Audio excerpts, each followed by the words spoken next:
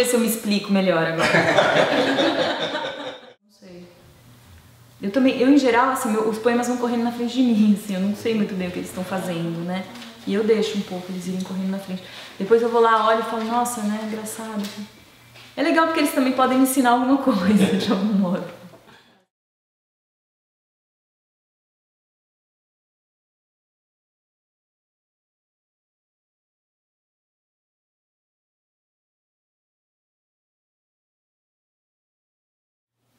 É um processo de escuta pra mim, de vozes mesmo, escrever.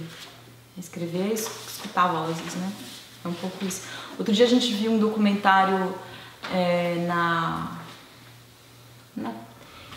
TV Arte, é isso? Francesa? É, né?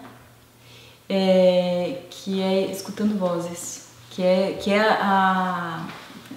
essa disfunção cerebral que algumas pessoas têm, que começam a de fato ouvir vozes, né? Começam a ter delírios e tal. Acho que a alucinação é quando você vê e delírio é quando ouve, né? E aí ele mostra várias pessoas dando depoimento da escuta de vozes. Eu falei, gente, ainda bem que eu escrevo, porque eu acho que eu ouviria vozes se eu não escrevesse, entende? Então eu acho que talvez eu ouça, né? Não sei. Mas é louco, assim, se você parar pra ver, porque de fato eles falam um pouco sobre isso, né? Que o nosso cérebro vai sendo composto dessas vozes mesmo, a gente registra mesmo, e é por isso que a gente fala também, faz parte também até da possibilidade de falar, né?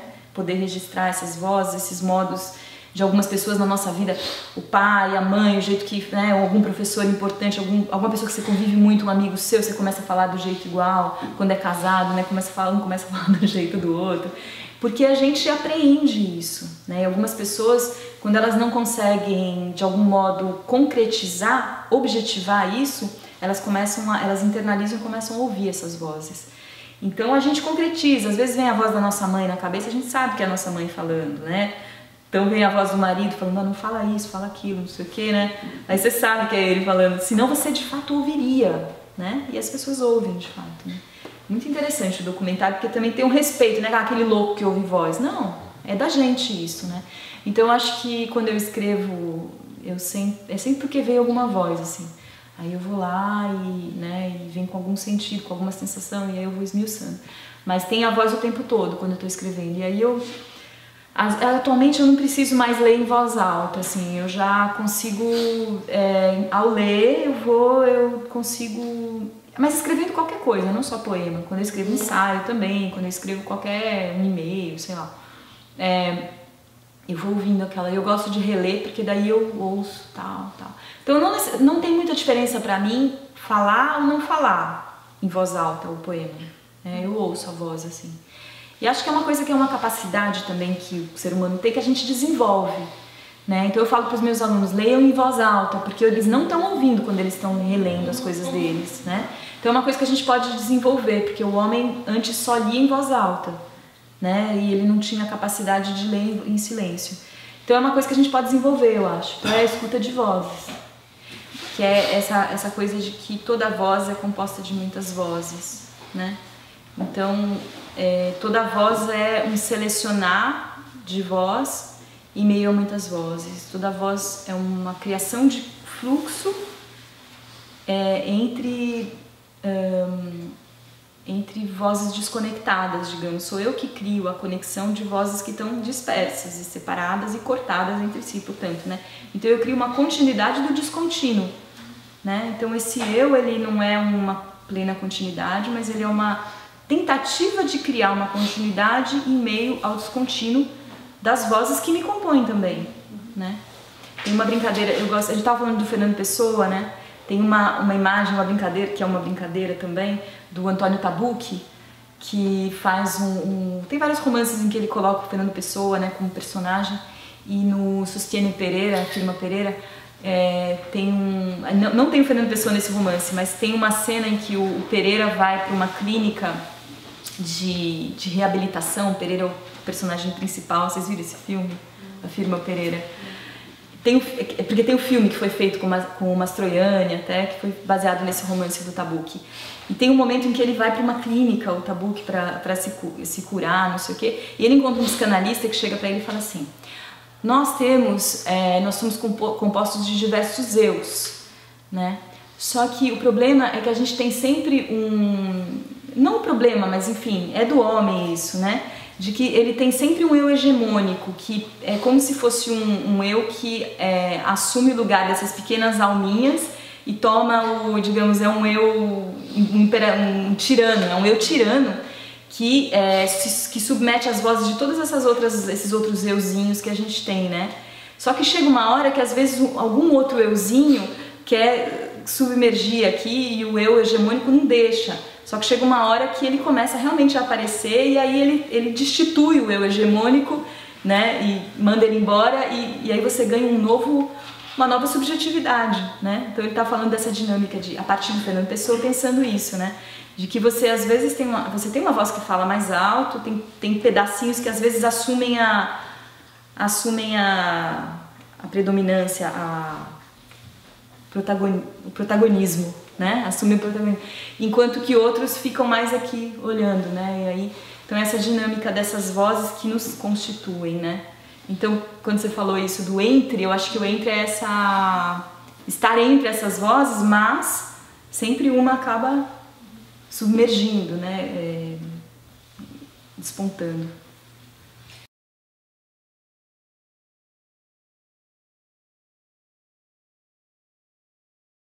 Tempo lançar um ato, um movimento, falar da minha dor como um cabo de aço arrebentado na ponta da plataforma de lançamento. Uma dor é também uma plataforma, um andaime, cabo de aço escorado contra um falar muro, da minha dor como um barras cabo de de aço ferro, um arrebentado brinquedo de na ponta da criança, plataforma de lançamento. esticar, de estender, Uma dor é também criar uma algo tão plataforma, simples um andaime, quanto cabo 4 de ou aço 5 escorado palavras contra um formando muro, uma barra de plataforma, ferro, um brinquedo andaime. de criança, Levar mais cubo, alto, esticar, aumentar a estender, queda em criar algo silêncio. tão simples A quanto 4 ou plataforma, 5 uma palavras, roupa baixa, formando uma um tanque de plataforma, areia, um andaime, levar cair mais pode alto, aguentar a ser queda em silêncio, a plataforma, uma revolta abaixo, um tanque de areia fina, cair pode ser na areia, da salto plataforma de de lançamento. o corpo marcando areia. Queria falar da minha dor, pode ser mais mas ou o menos uma poema marca plataforma como essa. lançada. Uma dor pode ser mais ou menos uma marca mas ao como mesmo esta. tempo O relevo lançada. afundado, marcando o limite de um salto, o limite da queda, o quanto o corpo aguenta voar.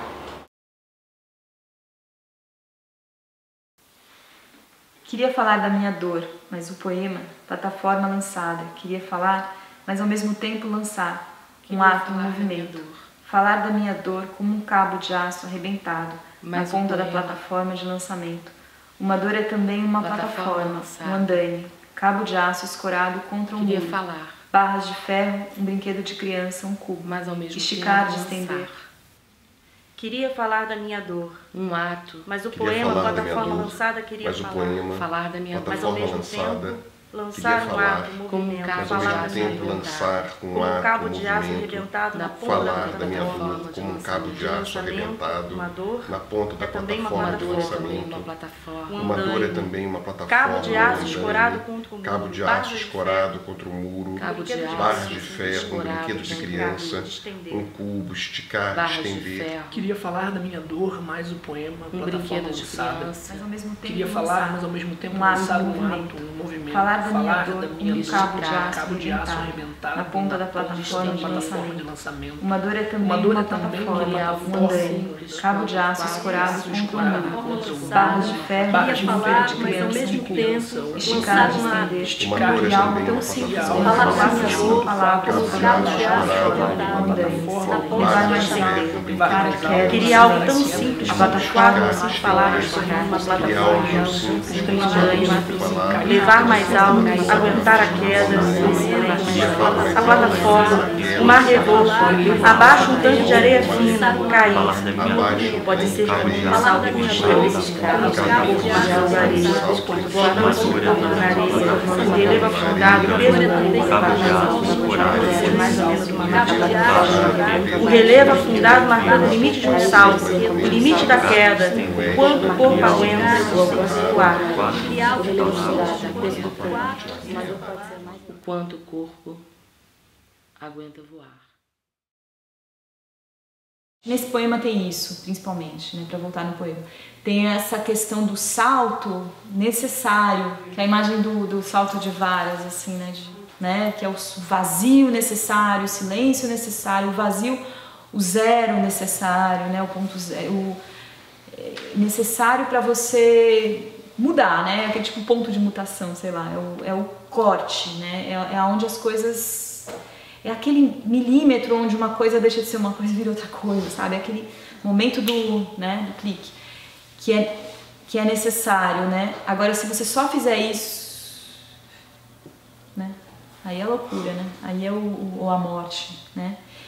Que no Deleuze-Guattari, não sei quantos vocês se isso interessa, né? Mas seria a questão do corpo sem órgãos, como um ponto zero em que você não chega, né? Ou a questão da esquizofrenia, ou o esquizo, ou a questão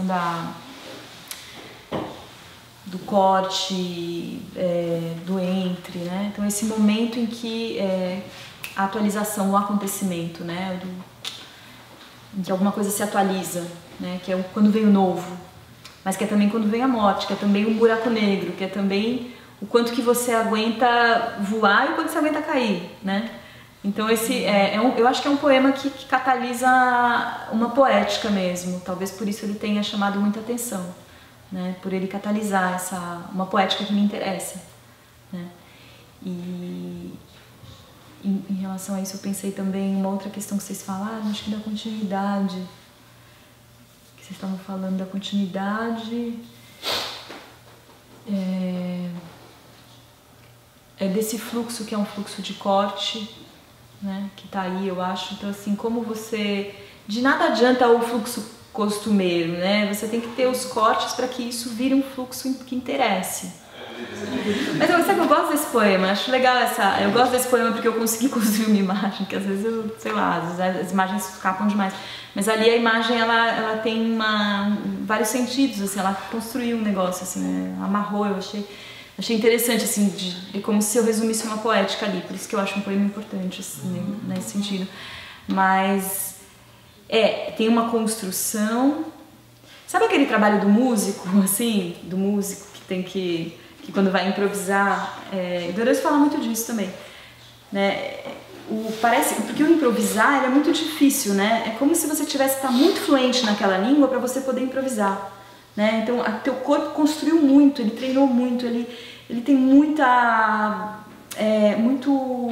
rudimento, assim, trabalhado, muita técnica para você depois chegar e estar pronto para improvisar, né? E para chegar no nada, no vazio e poder se virar com aquilo, né? Acho que a vida é isso também, né? A gente tem que ralar muito e tal, porque a hora que vem o inesperado, você nunca tá pronto, na verdade, mas você de algum modo sabe que você pode cair e ficar em pé de novo, né? Então isso a gente vai aprender. O improviso é muito legal nessa quase metáfora aí dos movimentos da vida, né? E o Deleuze falava muito disso, né? De uma lenta preparação. É como se fosse uma lenta preparação. Você nunca vai saber o que vai ser o salto, senão ele não é um salto, de fato, né? Se você não voar mesmo, se você não cair de fato, entendeu? Você aprende a cair, mas você tem que de fato cair, né? Não adianta você simular uma queda.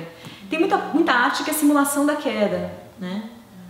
E uma coisa é a queda, outra coisa é simular a queda, né? Então acho que é desse momento, é super difícil chegar aí, né? É difícil falar disso também, né? Mas você se prepara muito, é que nem um atleta, né? Se prepara muito, mas aí você de fato tem que voar ali, senão não rola nada, né? E aí eu achei interessante isso, né? Por que não é só um fluxo, por que também é um refluxo? Não, super legal, não sei.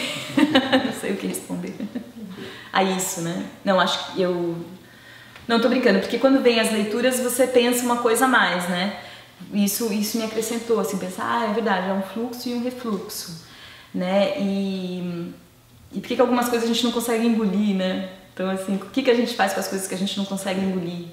Da vida, das coisas, e aí como dar um fluxo para isso, como fazer correr aquilo que está parado, acho que tem a ver um pouco com isso, né? Como botar em movimento de novo, como pegar as memórias que acho que são um peso, como aquelas pedras ali que seguram talvez, né? Como pegar a memória e fazer a memória ganhar movimento de novo, porque a memória é a morte também. Ao mesmo tempo, a memória é necessária no sentido também, aí o refluxo também pode entrar aí, né?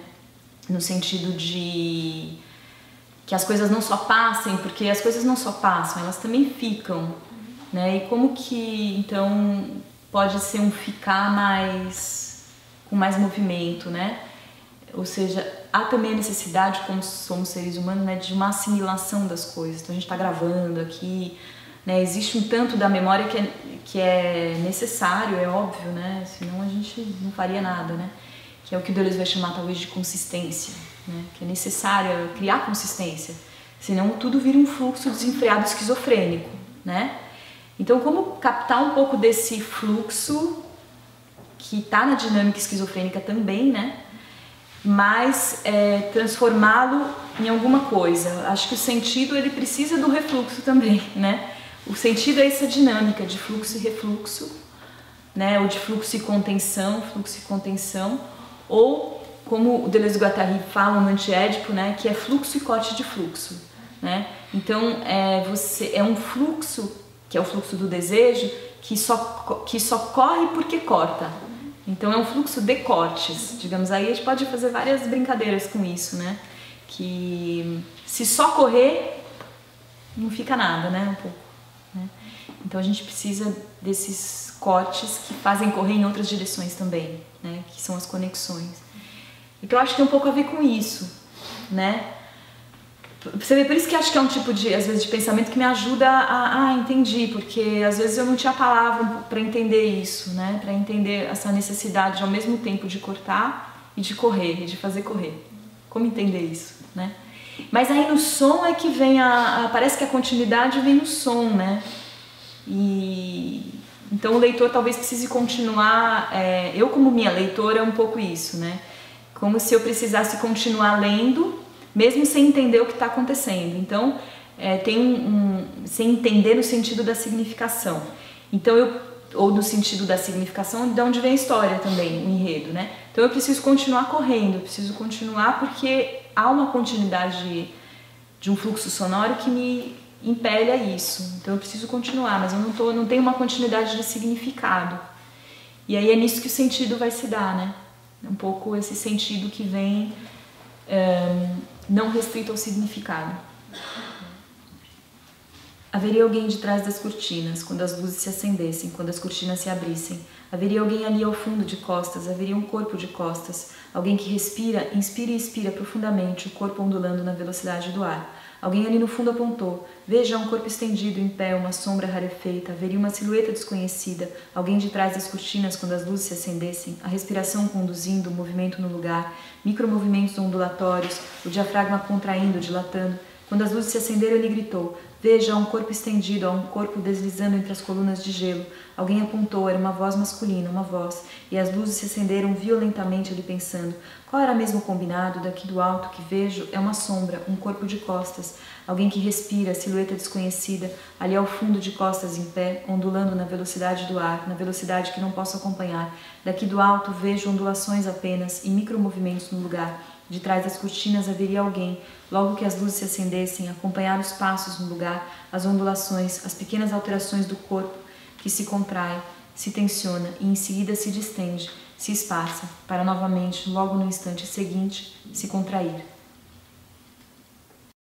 Não consigo pensar uma estrutura inteira, anterior, assim, eu não consigo pensar um mapa. Estou numa cidade, eu sou super perdida, até isso eu tematizo em alguns momentos, é bem autobiográfico isso. Enfim, é bem real. Eu estou numa cidade, eu mesmo na minha, eu não tenho um mapa, assim, eu não consigo, eu só consigo estar na rua e ir em linha reta e decorar alguns pontos de referência. Acho que esse é um modo de funcionar. E aí esse modo de funcionar também é na escrita, eu vou indo assim, por aqui, depois eu consigo olhar de fora, mas aí todos os poemas, eles estão... eu fui por dentro. Passo a passo, fui por dentro. Daí eu tenho vários fragmentos que estão nos cadernos, que eu escrevo nos cadernos. E aí, às vezes, eu posso partir de um fragmento e continuar ele em outro lugar e tal. Então, depois que esses fragmentos todos estão meio prontos, eu vou olhar todo que se compôs. Ele se compôs por dentro, então. Não tem uma estrutura prévia, né? Ela cria meio que na imanência, né? Então, vai criando uma... Aí eu vou vendo que tem pontos de ressonância e tal. Olha, aqui tem uma historinha aqui. Eu comecei esse poema em janeiro, terminei, fui fazer um outro em agosto, sei lá. E esse tá meio que no mesmo platô desse aqui. Aí eu puxo e vou fazendo uns grupinhos de poema e vou sentindo que composição que eles criaram, que eles vão criando, parece que Bem orgânico, né? um pouco, orgânico pode ser, porque assim, eu não tento controlar isso, sabe, não consigo também, né? Eu acho que talvez que quem escreva romance tenha um pouco mais essa visão, quem vai escrever sinfonia, né, tem talvez não, uma visão mais assim, estrutural, é diferente de ir por aqui, assim. Eu acho que tem dois modos de compor, né, até teses podem ser feitas por aqui, né, ou por aqui, né, tem uma estrutura transcendente, eu consigo, isso me ajuda, no meu caso não ajuda.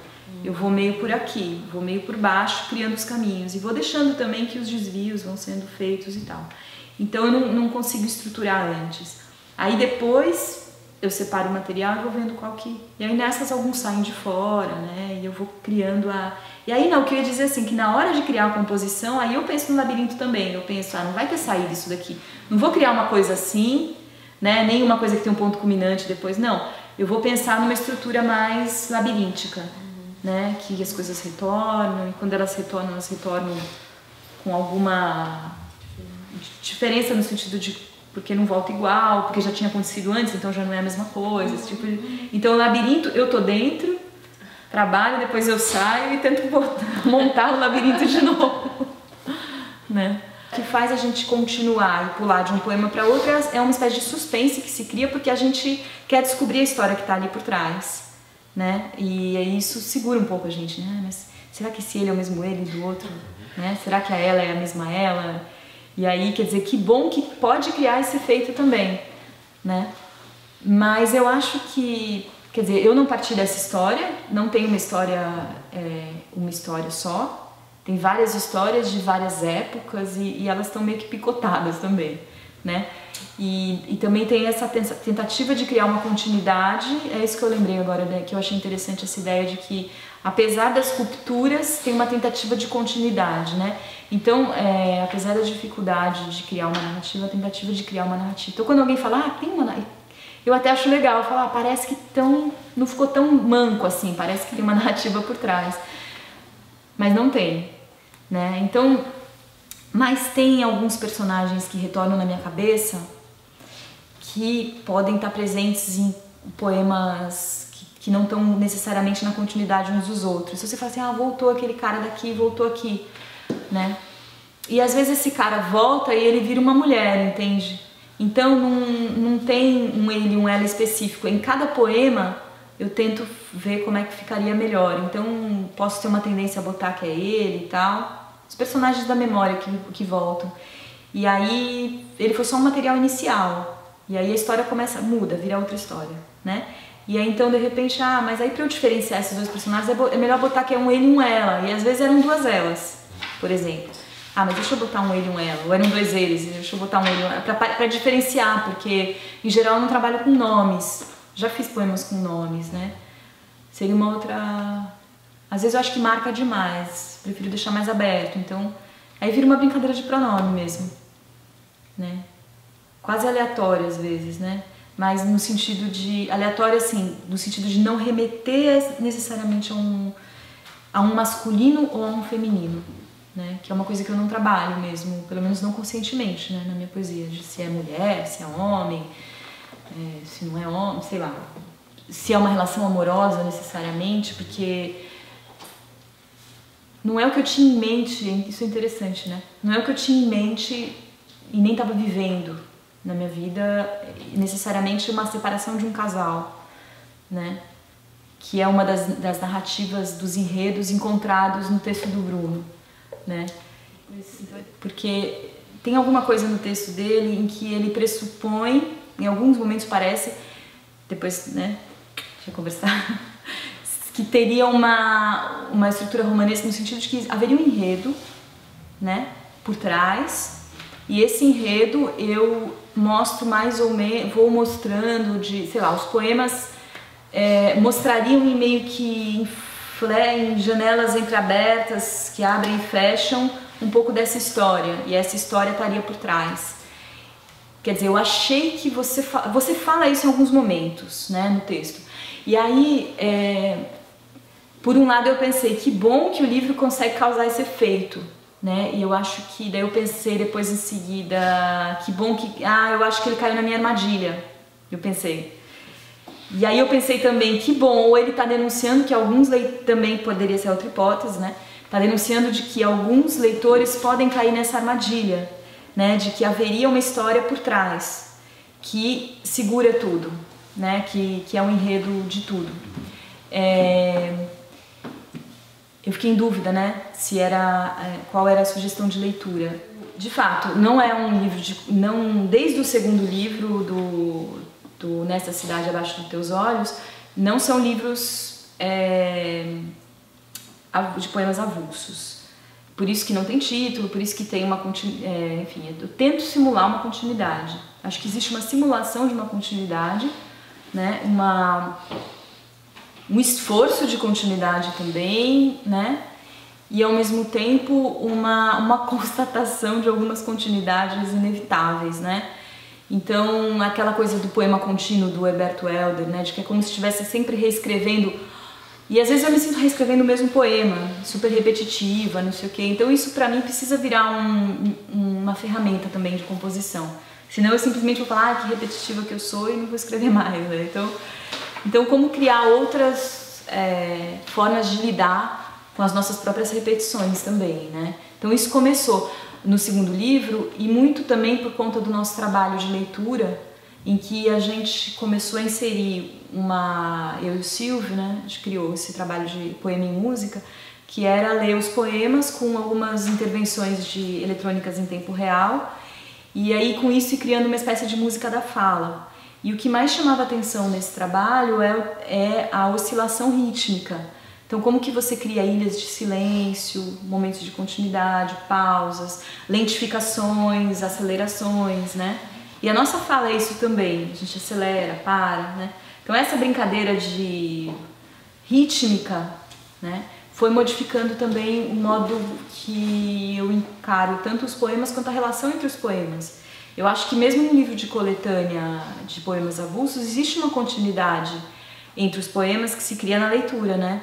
E eu acho que tenho a impressão que a maior parte dos poetas pensa na ordem que vai colocar os poemas, né? E essa ordem ela é rítmica também. Acho que tem momentos de adensamento de conteúdos, momentos de rarefação, esses respiros, né? Então eu tento explicitar isso na construção, né? Na hora em que eu tento fazer os poemas mais contínuos, né? Mais contínuos no sentido de que um vai logo em seguida do outro, não tem título, e como que eu vou emendando essas coisas. É sempre muito difícil para mim, por exemplo, na hora que eu vou diagramar. Eu nunca sei como que eu coloco, assim. Eu não sei se um dia eu vou ter um trabalho mais visual com alguém, assim, com alguém que trabalhe mais visual, mais a questão da visualidade, porque eu não sei se eu já cheguei no efeito que eu queria, sabe, dessa continuidade. Mas que seria mais como uma música mesmo, né? Que a gente vai ouvindo, daí de repente adensa, de repente esparça, depois repete, daí para, aí tem o silêncio, aí tem... Então é óbvio que eu dificilmente vou ter um leitor tão generoso e dedicado que vai ficar o tempo todo porque vai ficar um dia inteiro lendo o livro, sei lá. Não sei se dá um dia inteiro, acho que não dá. Dá menos tempo, mas dá algumas horas, eu acho. Talvez umas 3 horas, não sei. Então a pessoa teria que ler na continuidade toda, né? Ou talvez eu tenha que fazer livrinhos menores, eu não sei, ainda não cheguei numa solução visual para isso. Porque seria uma partitura mesmo, né? Não sei, não cheguei ainda Então é pensar a composição no sentido rítmico, principalmente rítmico sonoro, mas rítmico também de imagens, né? E que acaba sendo de narrativas também. Nessa Cidade Abaixo de Seus Olhos eram 3 ensaios para poema e música, é o subtítulo. 3 ensaios porque seriam 3 partes. E entre uma parte e outra tem uma ilustração que o Silvio fez também. Então eram desenhos do Silvio que interrompe, como se fosse fechou a cortina, abriu de novo e começou uma nova performance do poema em música. Estar aqui, estar diante de você, estar sentada sobre a cadeira, estar diante da tela, estar diante de um espaço interminável, diante de uma brisa, diante do frio, estar. Preciso estar em algum lugar, preciso estar em um lugar que me restitua essa leve sensação de ter um corpo. Ter simplesmente um corpo, 2 mãos, 2 braços, 2 pernas, 2 pés. A leve sensação de ter um corpo e andar, estar aqui, Estar diante de você, estar aplacada sobre uma história alheia, sobre um corpo alheio, estar. Esse corpo não é meu, veja bem, não é meu. Foi o que ela disse e repetiu sem ser ouvida nenhuma única vez. Eu preciso sair daqui, eu preciso estar aqui, eu preciso sair, eu preciso estar e sair, eu preciso sair daqui, eu preciso nunca ter estado aqui, nunca ter estado nenhuma única vez, eu quero ter estado ou visto alguém assim como você, ela disse, e repetiu, sem ser ouvida nenhuma única vez, ela não foi ouvida nenhuma única vez. Eu não posso mais estar aqui, não desse modo, ela disse, não sem um corpo, ela disse, e repetiu, não sem essa brisa ou este frio, mesmo sem ser ouvida, não sem ter um lugar que me restitua, essa leve sensação, urgente sensação de ter um corpo.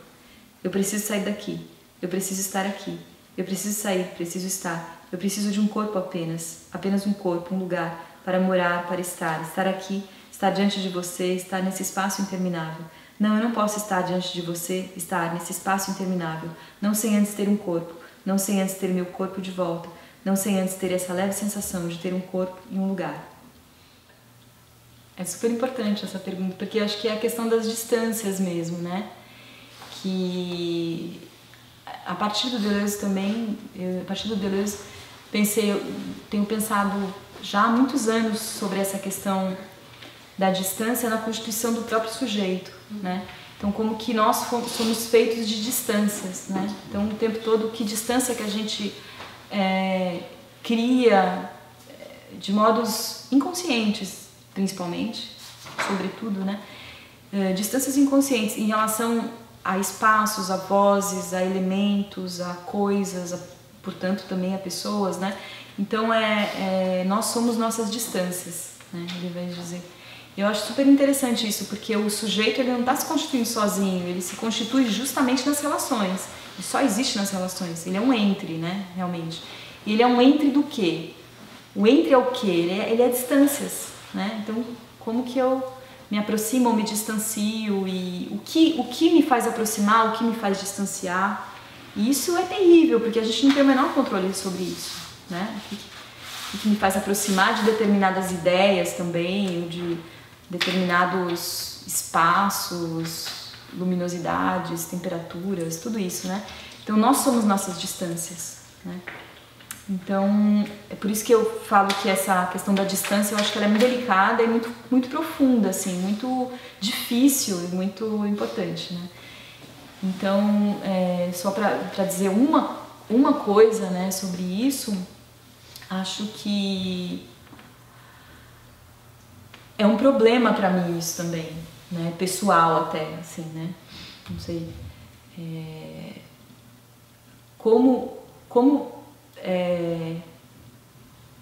como às vezes estar nas experiências e não estar fora delas. Talvez isso não seja um problema pessoal meu só, talvez seja um problema coletivo hoje, cada vez mais, né? Como estar de fato, né? Aqui, agora, no presente, no momento, no meu corpo, né? E fazendo algumas técnicas corporais e tal, né? Eu fui trabalhando bastante isso também, que é a questão da presença, né? E que eu acho que é um desafio para sociedades contemporâneas ocidentais, principalmente, né? Essa nossa cultura ocidental que é sempre de se retirar do corpo, se retirar da experiência, tentar olhar a experiência por fora, né? Então isso não é necessariamente bom, às vezes a gente tem que fazer um movimento contrário, né? E que seria como estar por perto, e não porque, né? E não como estar distante ou se... Porque sempre, então, tem essa atitude crítica do distanciamento crítico que a gente aprende. Então essa é a nossa racionalidade ocidental, né? Que então a gente está há séculos tentando aprender justamente, né, no nosso trabalho intelectual, né, de como estar fora, se distanciar para poder ter um olhar crítico, esse ideal do distanciamento crítico, que hoje a gente sabe, eu acho que com esses pensamentos mais contemporâneos, a gente sabe que isso é uma balela, né? Que a gente no fundo está sempre misturado e tentando se proteger, se colocando de fora. Então tem todos esses paradoxos, né? Da distância e da proximidade, do estar presente ou estar fora, né? E eu acho que o desafio hoje é estar presente, né? Mesmo quando a gente às vezes pensa que está presente, às vezes a gente não está, né? Às vezes quando a gente pensa que está de fora, a gente está dentro. Então, são esses jogos, né?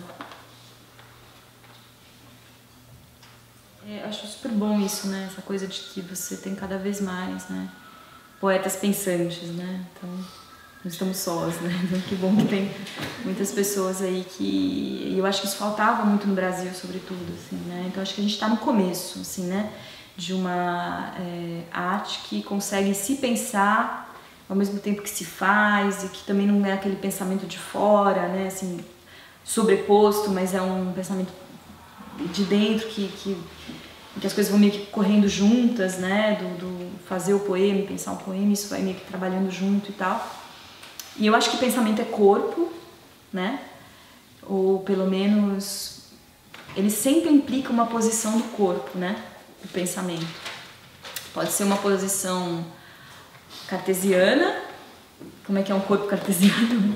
Sei lá, o cara tá ali duro ali, sei lá, ele tá tentando, ou ele tá, sei lá, ele tá tentando anestesiar o corpo e como se fosse possível algum tipo de separação, né?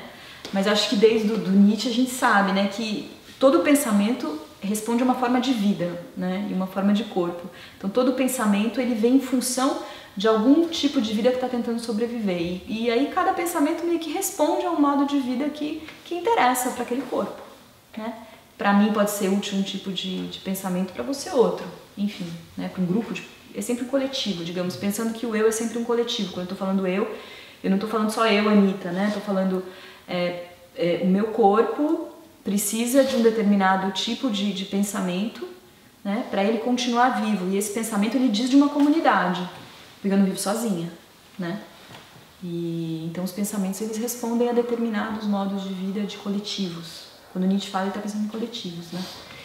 Então, como que o autor não está implicado aí? Quer dizer, o corpo do autor está sempre implicado até mesmo no pensamento dele. Poderíamos pensar que o pensamento é uma coisa separada do cara ali, né, do sujeito, mas não é, né? Em um determinado momento a gente pode pensar isso, que, né, o quanto que a subjetividade é o corpo, né?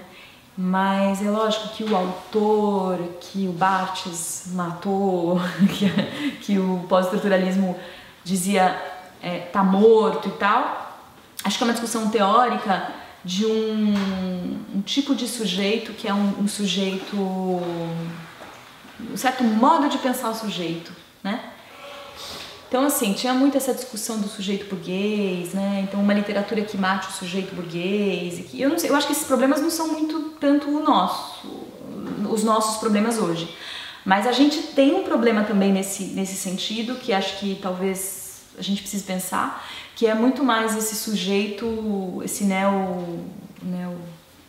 tudo aí que tem, pós-moderno, neoliberal, sujeito do mercado, o sujeito Big Brother, o sujeito privado que começa a ser colocado em cena de novo, que não é mais o sujeito burguês, né?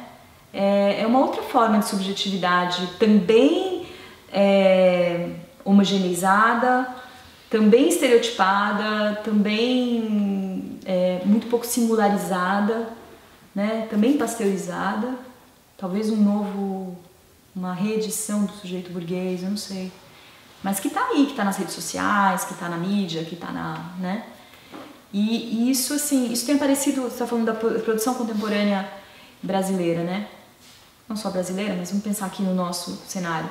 Eu acho que esse sujeito, ele aparece em muita produção que está aí. E eu acho que, entendeu? Aí o autor está presente, é diferente falar. O autor está presente nesse tipo de subjetividade pasteurizada, reeditada, que já estaria morta, estaria morta não, mas na literatura que vale a pena, a gente tem que matar o sujeito, não é isso que a gente aprendeu no moderno, né? Na literatura que mata. Então, eu acho que mata esse sujeito pasteurizado, do clichê, né? Da subjetividade conformada e tal. E se a gente não matar um pouquinho isso, eu acho que está fazendo um tipo de arte que não é tão interessante assim, né? Mas a presença do autor desse outro modo, que eu estou presente no meu pensamento, meu corpo está presente, eu escolhi um determinado modo de pensar e de trabalhar que tem a ver com a vida, senão para que eu estou fazendo isso, né? É bom que esse tem que estar presente, quer dizer, entendeu? Então são dois tipos de presença diferentes. A filosofia assim como a poesia, assim como as artes, quando eu vou ver uma exposição, sei lá, eu acho que eu sempre tento, sei lá, eu sou muito seletiva assim no sentido de catar o que me interessa, né? Escreveria algo muito triste hoje, comendo os rastros ao redor, os rastros dessa dor que fica. Escreveria algo muito triste enquanto o dia cai, o céu se nubla. Escreveria algo para depois apagar e ficaria pensando em todas as palavras inexistentes, em todas as palavras escritas, reescritas, não ditas, apagadas, palavras que nunca tocaram a terra, palavras não formadas, não impressas, impossíveis. Pensando então, para onde vão todas essas palavras que um dia já existiam ou quase na boca de alguém que se vai, ou que um dia existiriam, mas subitamente se perderam, se foram, junto com alguém que se vai, ou todas essas palavras que nem mesmo ali chegaram a existir. Mas uma dor fica, gravada, no meu colo, e as marcas que precisam e não podem se apagar me fazem pensar em escrever algo muito triste hoje, cada minuto que passa tornando tudo mais triste, as marcas que não podem se apagar, em seguida as marcas se apagando, alguém indo embora, alguém acenando ao longe, apenas uma imagem, linhas indomadas da vida, rastros de uma história de palavras inexistentes, rastros antes visíveis, palpáveis, mas em seguida rareados, até que involuntariamente, quando menos se espera, eles também se apagam, rastros na areia, e o que fica nunca é aquilo que escolhemos, nunca a memória parece obedecer à nossa vontade. Palavras que jamais tocaram a terra, palavras que eu diria para alguém que não existe mais. A cada dia há alguém que não existe mais, e essas palavras que eu diria para alguém que não existe mais são aquelas que jamais tocarão a terra. E acho que a filosofia para mim veio muito também nesse sentido, assim, que um lugar de criar imagens, um lugar que me ajuda a criar imagens, que me ajuda a nomear sensações sem aprisioná-las, né? E é isso que acho que a poesia também faz, como criar sensações sem aprisionar essas sensações, e muitas vezes como proliferar sensações que já existem, né? Grudá-las com outras. E aí quando eu comecei a estudar mais a fundo Fernando Pessoa, falei, nossa, por isso que foi um dos primeiros poetas que eu li, que eu me apaixonei, foi o Fernando Pessoa na escola. E eu não sabia por quê, né? E aí eu comecei a estudar a questão do sensacionismo no Fernando Pessoa, eu falei, gente, mas tá tudo lá já, assim, é tudo que eu faço, assim. Poxa, ele já escreveu tudo que eu penso. E aí, assim, que é um filósofo inspirado pela filosofia, né? Um poeta inspirado, impulsionado pela filosofia, ele diz, né? E acho que é isso, né? Como um poeta impulsionado. Eu não sou filósofo, eu não faço filosofia, né? Eu sou um poeta impulsionado pela filosofia. E o barato do Fernando Pessoa é esse, né? É pegar uma sensação e destrinchar, mexer, cavocar, desdobrar, pegar aquela sensação, espalhar, grudar em outras, ver no que aquela pequena sensação tem em relação a outras. Às vezes ele partia de sensações de coisas mínimas, ele fala. Então, de uma pequena, sei lá, plaquinha que está ali no chão, eu tentei tirar foto daquela obra e tem uma plaquinha ali no meio que me atrapalhou, eu queria tirar a plaquinha para eu poder tirar foto daquele, que eu achei bonito, aquelas pedras ali, tem uma plaquinha, então sei lá, eu posso partir de uma pequena sensação que é essa plaquinha de papel que está ali no meio, sei lá. E ele dizia que mesmo uma pequena sensação assim, ela é composta de muitas outras. E aí ele fazia esse trabalho de esmiuçar a sensação, separar e fazer conexões. Então, o que ela me lembra de cheiros, de gostos, de lugares que eu tive, de paisagens, quais são as outras sensações que se ligam a essa sensação.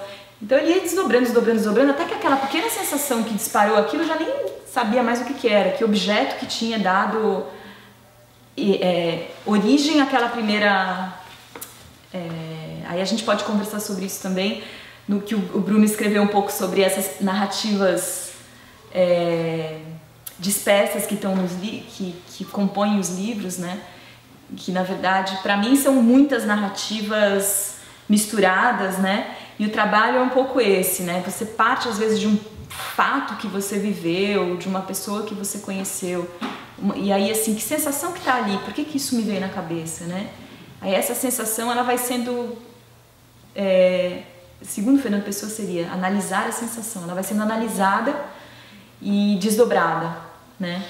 E aí, nesse processo de desdobramento, tem muita fabulação, né? Tem muito inventar imagens que possam encarnar essa sensação, sabe, como num sonho? Porque o sonho, ele encarna, né, umas sensações que a gente tem, né? Então seria um pouco isso, né, para falar do processo, né, de escrita.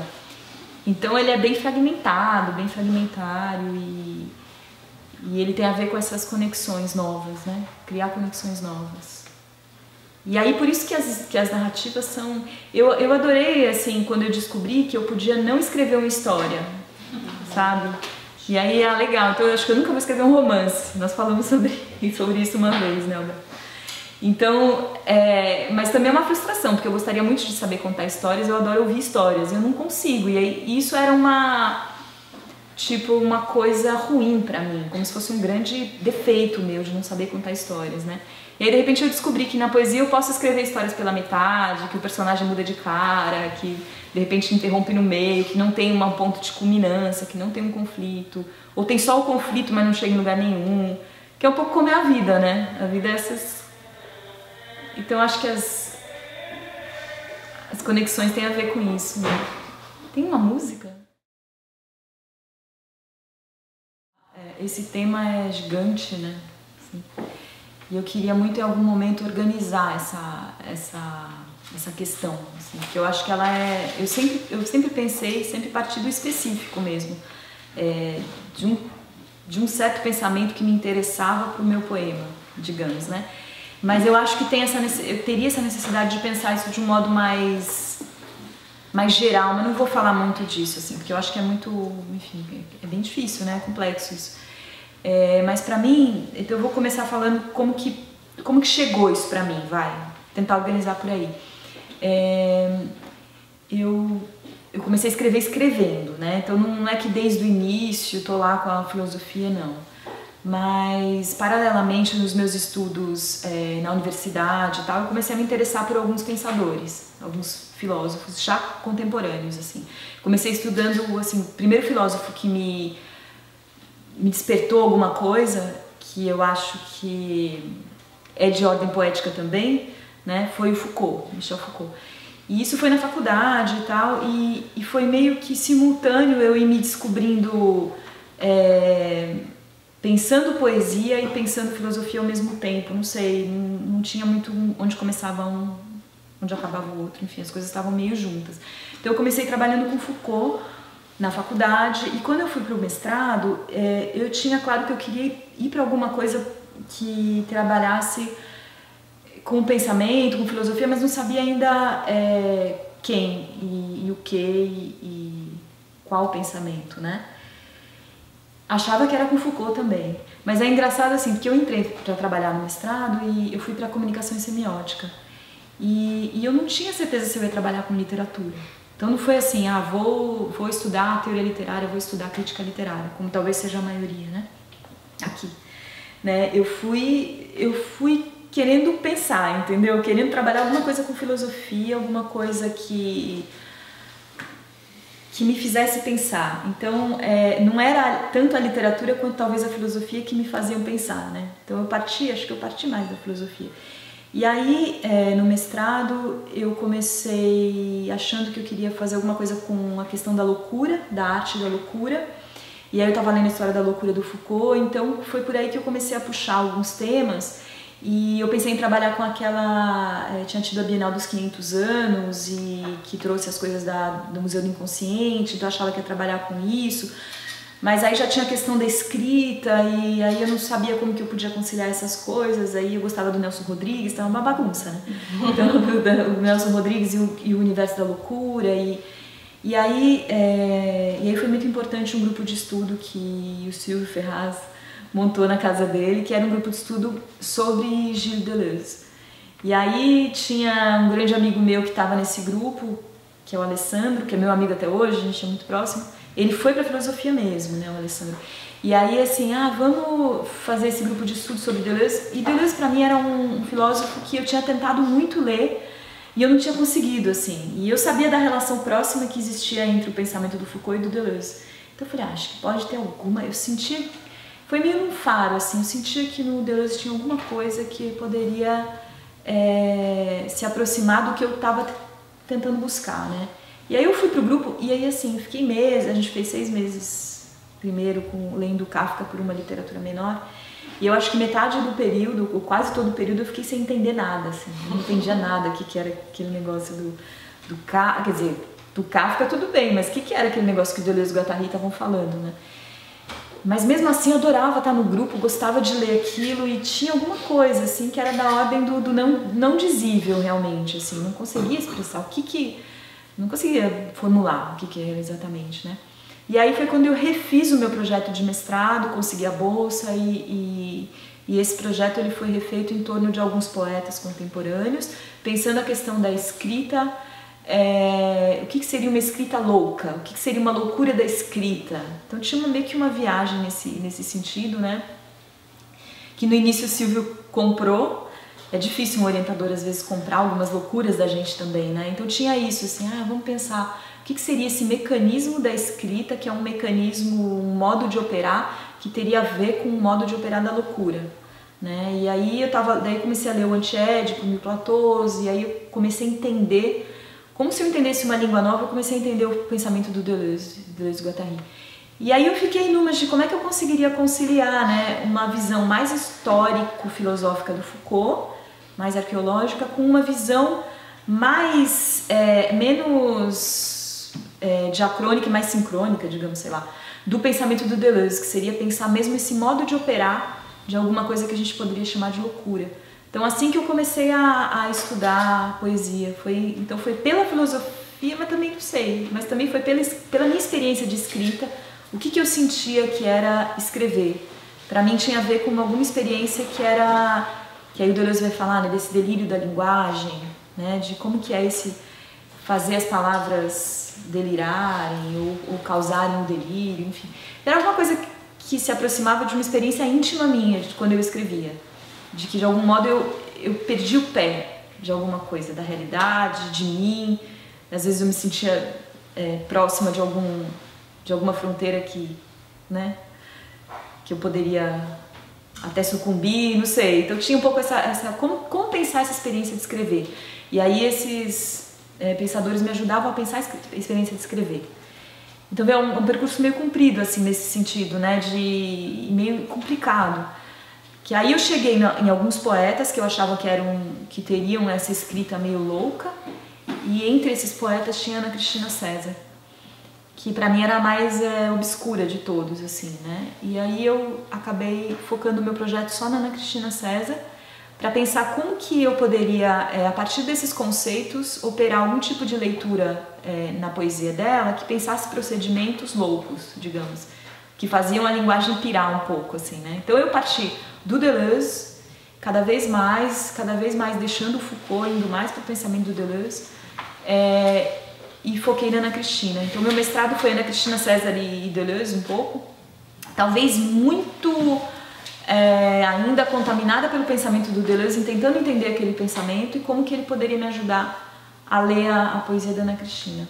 Então era uma coisa ainda, eu sinto, quando eu leio meu mestrado hoje, que são duas coisas muito paralelas. A poesia está de um lado, talvez um pouco quase sufocada pela filosofia, e eles estão em planos meio assim apartados. Eu sinto isso quando eu leio meu mestrado, eu ainda não... E aí eu acho que o meu grande trabalho de pesquisa foi no doutorado, quando eu consegui fazer esses planos da filosofia e da poesia conversarem um pouco mais, assim. E aí a filosofia, o pensamento filosófico veio para mim para operar mesmo uma leitura dos poemas, eu acho. Acho que no doutorado eu consegui entremear mais essas coisas, né? Aí eu penso assim, né, dessa experiência inicial de pesquisa que foi bem importante para mim, eu penso o seguinte, que a poesia e a filosofia, elas são... Eu concordo com Deleuze quando ele diz que são dois lugares de pensamento do homem, assim, né, dois modos de criar, né? A arte é um modo de criar sensação, de criar blocos de sensação, e a filosofia é um modo de criar conceitos, né? E esses dois lugares, digamos, eles se intercontaminam o tempo todo, assim como eles também são contaminados e contaminam o plano das ciências, que é um outro, que ele vai dizer que é um outro modo de criação do homem, que é criar funções, que também é uma, digamos, né, o homem tem esses 3 modos de criação, né, e isso me ajuda ainda, né, muito a entender o que seria como que essas relações podem se dar. Então não é que a filosofia é mais pensadora nem mais criadora do que a poesia, e nem que a poesia é mais pensadora, criadora ou mesmo criadora de afetos do que a filosofia. Os afetos também estão na filosofia, né? Assim como os conceitos também estão na arte. Então essas coisas, acho que elas vão se meio que podem se interalimentar, fazer crescer o bolo, né? Então foi um pouco nesse sentido que eu fui entendendo como que eu posso trabalhar essa relação de uma coisa alimentando a outra, meio por ressonâncias, por ecos, às vezes por decalque também, porque a gente identifica alguns conceitos e às vezes tenta até aplicar, né, no poema, parece que a gente fica tentando se aproximar de um conceito por meio da poesia, né? Ou tenta, através da filosofia, se aproximar da poesia também, de um modo poético de escrever. Então essas coisas acho que elas vão uma tensionando a outra, né? Mas o que eu ia dizer, assim, que acho que de um modo geral, a gente até pode, talvez, ler um poeta do século XXI, até pode, eu acho, fazendo diálogos e criando ressonâncias com um filósofo, sei lá, da Idade Média. Não sei, acho que a gente até pode, né? Acho que porque está no campo da criação de imagens, da criação de leituras e tal. Mas o que eu sentia lá no início era alguma coisa do tipo, que é um pouco difícil de explicar. Eu vou tentar explicar, enfim, só para ver se, sei lá, vocês também podem me ajudar a pensar, né?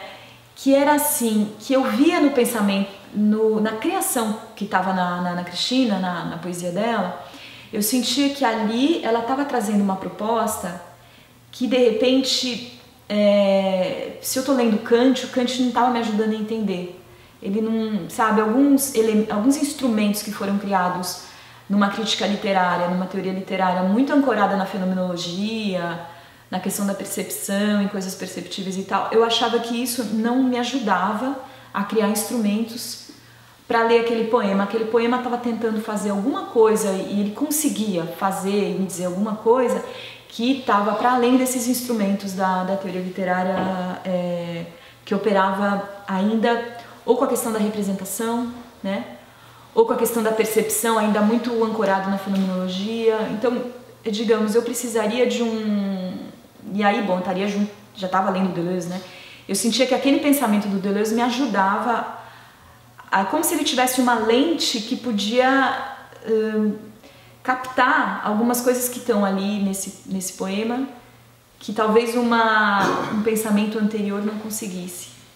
É difícil falar disso porque de algum modo coloca uma coisa quase evolutiva, né? Por isso que é delicado falar disso, não é que dá para dizer, porque mas de algum modo tem algo de ciência aí também, tem algo de uma descoberta da questão das forças, principalmente, que eu acho que começa com o Bergson, né?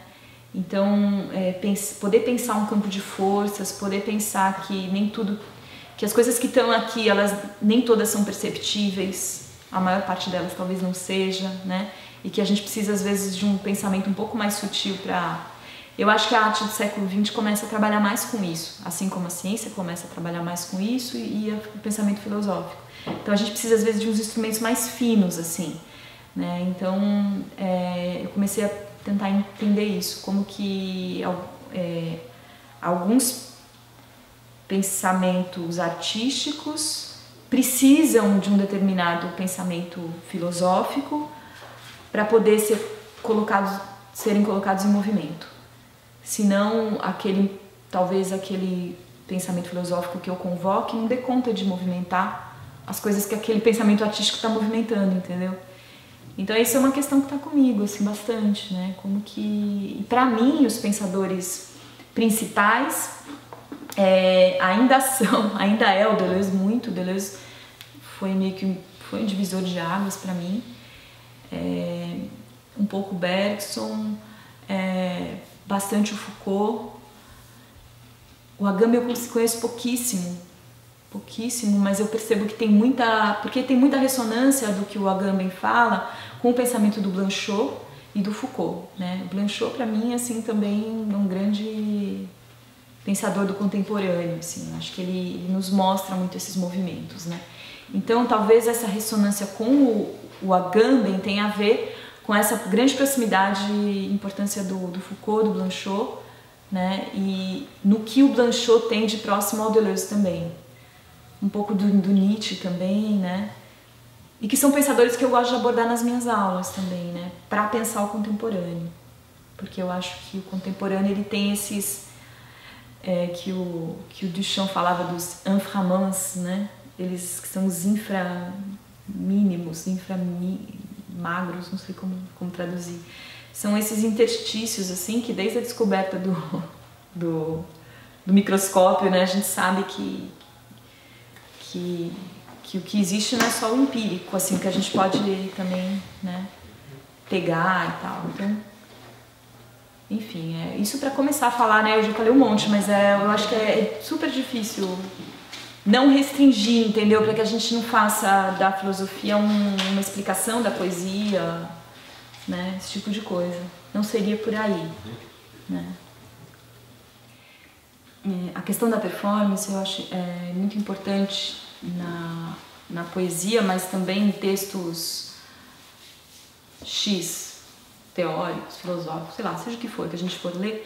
É importante pensar que existe um tempo da leitura, e acho que a gente sempre tem uma tradição escrita de retirar o texto do momento em que ele é performado, né? Só que todo ato de leitura é um ato de performance, né? Então tem um momento em que eu paro, um momento em que eu me distraio, em que eu perco o sentido, e depois eu retorno. Tem textos que a gente... Eu acho que literatura é velocidade mesmo, assim, né? Então tem textos que não engrenam, tem uns que são muito lentos, tem outros que... Então muito, eu acho fundamental essa questão da velocidade. E é aí que está a performance, né? Quer dizer, a gente lê com o corpo, com o tempo de um corpo, e é isso que tá em jogo. Quando eu comecei a fazer o trabalho de performance de poemas, isso ficou mais claro, assim, né? Essa ideia de... Quer dizer, ficou mais claro, ficou encarnado, né? De que o poema tem um tempo. Então a gente tinha que calcular o tempo, né, de leitura, quanto tempo que levava, como que isso chega na escuta das pessoas, que elas não vão poder voltar para trás para ouvir de novo. Então uma frase que parece que ocupa tanto espaço ali no papel, ela dura, acabou, né? Rapidinho ela acaba, né? Então a gente acha que aquilo marcou muito, a pessoa nem ouviu, porque ela se distraiu, então eu repito. Aí eu comecei a trabalhar muito repetição, né, que era justamente assim, e a pessoa tem que chegar nela, tem que ter o tempo porque o tempo da escuta é outro, né? Então, por isso que os poemas mudaram muito com o trabalho de performance, né? E cada vez mais pensando essa apreensão do poema.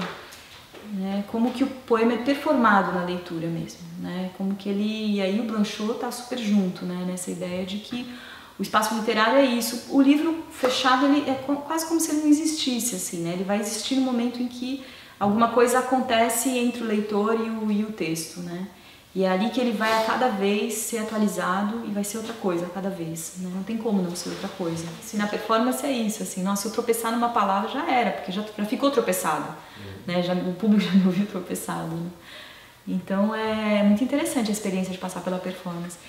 Mas voltando à questão dos poemas, né, era encontrar uma espécie de música que cada poema traria dentro dele, como se ele mesmo criasse essa música, e cada música teria meio que uma cara. Então os efeitos eletrônicos, eles vinham, que o Silvio operava, né, vinham como uma outra camada, conversando e criando uma modulação com a leitura do poema e tentando com isso encontrar meio que uma singularidade de cada poema, uma singularidade sonora, de uma imagem sonora, né, de cada poema. Então tem uma coisa da atmosfera, de cada poema tem uma atmosfera, de tentar encontrar efeitos que fossem muito sutis assim também, que não se sobrepusessem a leitura da voz, né? Então, e aí iam criando meio que uma mútua interferência, né? Do poema e do som e tal. E a gente fez esse trabalho também com instrumentos, e aí tinha a conversa junto com o instrumento, né? E é interessante também que na performance é um plano só. né? É o plano da performance, em que tudo está acontecendo junto e se intermodulando ao mesmo tempo. Tem o público, tem o lugar, tem o som do computador, tem o Silvio fazendo os barulhos dele, às vezes no piano também, aí às vezes tinha o violoncelo, então isso tudo está acontecendo ao mesmo tempo agora já, né? E aí a cada vez era uma modulação diferente, que ia depender de tudo que estivesse acontecendo ali. Isso te traz uma outra consciência também do trabalho, e do próprio trabalho da poesia, porque quem sabe todo poema, toda a leitura do poema não seja isso mesmo, o momento em que você está, em que você senta para ler, onde você está, se está calor, se não está, sei lá, né? Então tudo isso participando ao mesmo tempo. Essa foi a minha experiência importante. A gente fez o trabalho durante um tempo com bastante frequência, fizemos várias apresentações em vários lugares diferentes, fizemos no Chile, fizemos no Nordeste, fizemos em vários lugares, e atualmente a gente está fazendo menos, assim, né? A gente diminuiu, tem poucos registros desse trabalho também, né? Foi tão importante que teve tão pouco registro, né? Um espetáculo de 40 minutos, esse foi o espetáculo mesmo. Que era a Anitta no palco, um teatro, uma caixa preta, 2 cadeiras, a gente não tinha iluminador, então a iluminação era uma lanterna, é isso? E um abajur que a gente trouxe de casa. Né? Então era a Anitta que ligava o abajur, ela que lia no abajur, a outra ela está com a lanterna lendo. Um dia, atualmente acho que dá para colocar inteiro no YouTube, porque no YouTube tem pedaços. E daí tinha 40 minutos, os poemas... Eles tinham que ser ela tinha que escrever poemas que dessem tempos, que juntando tempos maiores, 10 a gente tivesse 40 minutos, entendeu? Então essa coisa do tempo, do alongar, e às vezes eram lidos 2 vezes ou 3 vezes. Né? Se lê 2 vezes o poema, a pessoa que está ouvindo às vezes nem percebe que você leu 2 vezes o poema. Se ele for curto, assim, nem percebe. Não, se ele for longo também, né? Ela começa a ler de novo, a pessoa não percebeu que você está lendo pela segunda vez. Então você vai aprendendo uma outra temporalidade, né? Mas você falou da luz, né? Então, assim, na verdade, quando você está em cena, tudo está em cena. Né? A gente fazia uma performance também, antes dessa, né? Uns bailarinos, né? Era um casal de bailarinos, um homem e uma mulher, e um saxofonista e um violinista. E a gente improvisava todos juntos ao mesmo tempo, né? Então daí tinha a voz, e alguns pedaços, aí tinha a música e tinha a dança, era tudo assim. Então enquanto que tinham os músicos, estávamos todos no palco, né? Tinha lá os bailarinos no palco e os músicos aqui. Daí a gente brincava que os músicos não têm a mínima noção de performance, assim. Porque quando eles estavam tocando, legal. A hora que parava, eles sentavam assim de qualquer jeito, e aí não sei o quê. Eu falava, só faltava coçar o saco, né? Porque era assim, era um negócio, os dois não estavam nem aí, coçavam o nariz, E só acontece que até coçar o nariz faz parte da performance que você tá. Você tem que saber que mesmo se você soltar o seu corpo, é um corpo em cena largado. Isso causa um afeto, isso causa uma visualidade, isso causa um ritmo, tudo isso, né? E eles não tinham essa mínima... Mas eles estavam em cena e aquilo estava modulando também, né? Então isso tudo a gente vai aprendendo, né? Como que tudo está em cena, né? O tempo todo a performance está rolando. Numa aula, né? O tempo todo, na verdade, tem esse trabalho, né? No começo, assim, quando a gente estava muito a mil com fazendo várias, né? Performances, leitura e tal, cheguei a pensar em gravar, né? CD, tipo, será que a gente anexa um CD sonoro e tal, né?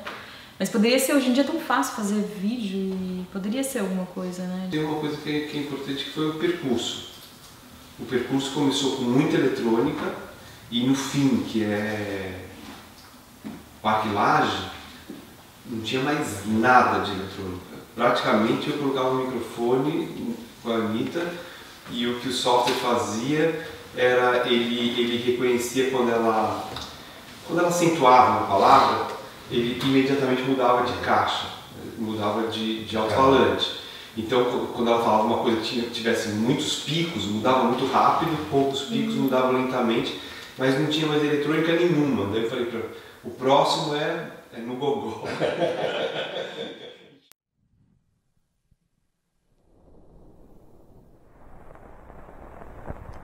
Ele se instalou silenciosamente. Quando me dei conta, eram 2 ou 3 anos a mais.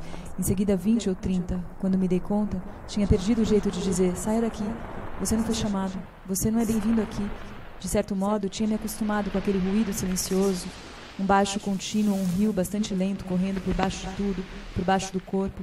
Um rio por baixo da terra, uma terra por demais frágil, cada vez mais úmida, infiltrada. Tudo ficando cada vez mais úmido, movediço. Eu tinha me acostumado a colar o ouvido no travesseiro, como uma concha, ouvi o sopro contínuo da concha, um baixo contínuo me atravessando, sugando meu corpo. Cada vez mais lento estou, quase perto do rio, sinto meus pés beirando a água, estou me deixando levar, estou entrando, os pés afundam, a água é densa, continuo, o solo é movediço. Quando me dei conta, tinha perdido o jeito de dizer, saia daqui, você não foi chamado.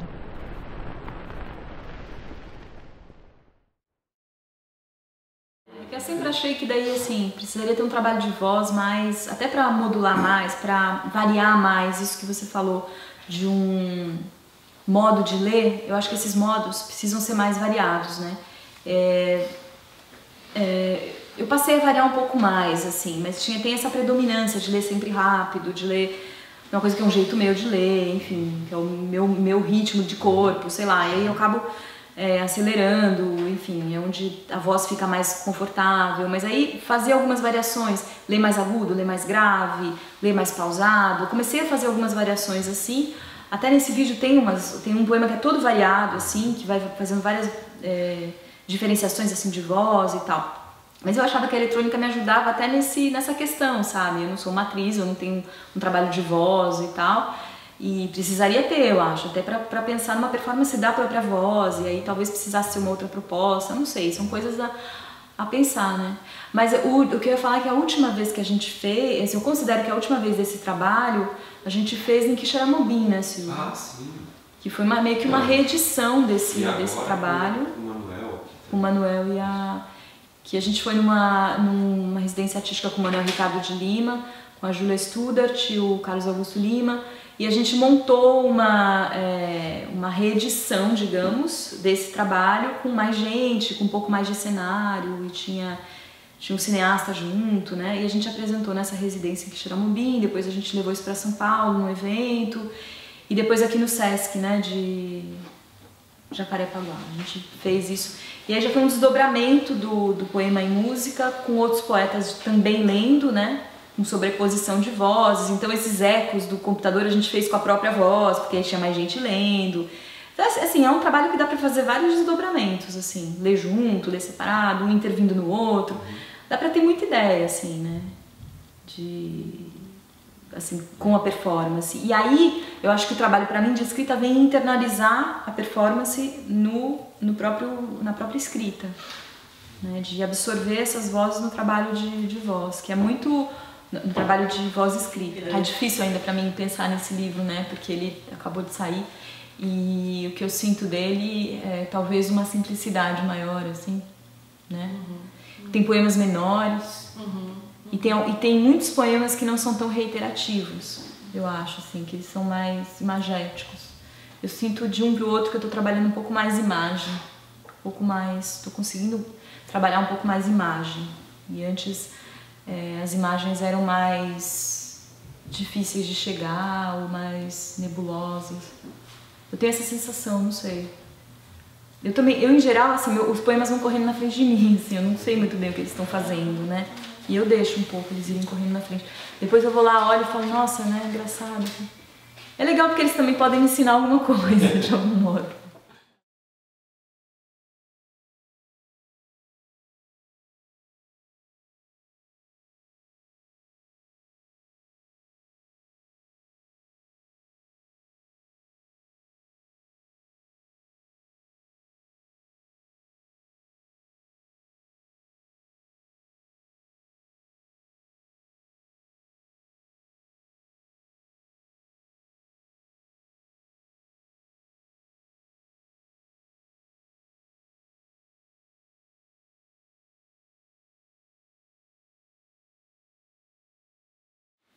Queria falar da minha dor, mas o poema, plataforma lançada. Queria falar, mas ao mesmo tempo lançar.